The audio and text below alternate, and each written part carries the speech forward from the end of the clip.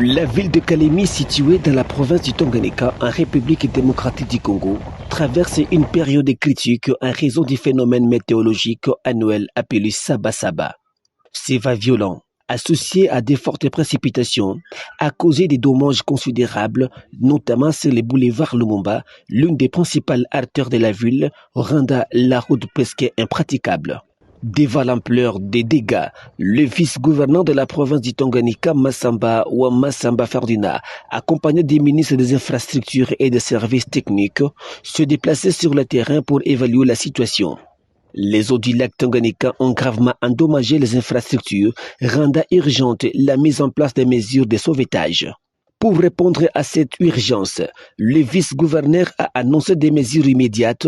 Le service de l'OVD a été mandaté pour travailler rapidement à la création de déviations. Ces nouvelles voies passeront par l'ancien pont et seront reliées du côté de la MONUSCO afin de faciliter les passages et d'assurer une certaine continuité du trafic.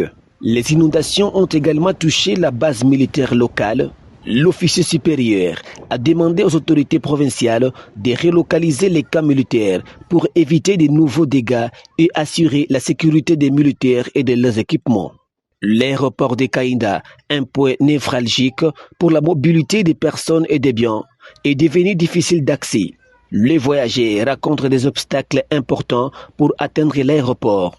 En réponse à cette situation, les autorités envisagent de créer une nouvelle route pour faciliter l'accès des voyageurs, minimisant ainsi les perturbations du trafic aérien. Une des préoccupations majeures de la population de la ville de Kalemi est l'attaque des eaux contre les Polukuga.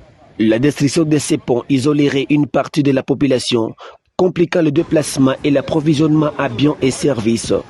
Cette situation pourrait avoir des conséquences humanitaires graves. Face à ces défis, le vice-gouverneur Massamba Ferdinand a exprimé sa volonté de demander l'aide du gouvernement national. Il envisage de déclarer Kalemi comme une ville sinistrée, ce qui permettrait de mobiliser des ressources supplémentaires et de coordonner une réponse plus efficace à l'échelle nationale. La situation à Kalemi nécessite une réponse rapide et coordonnée pour limiter les dégâts et protéger la population.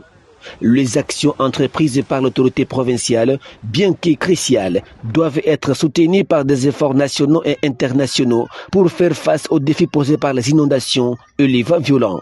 La sécurité et le bien-être des habitants dépendent de la mise en œuvre rapide de solutions durables pour renforcer les infrastructures et prévenir des futures catastrophes similaires.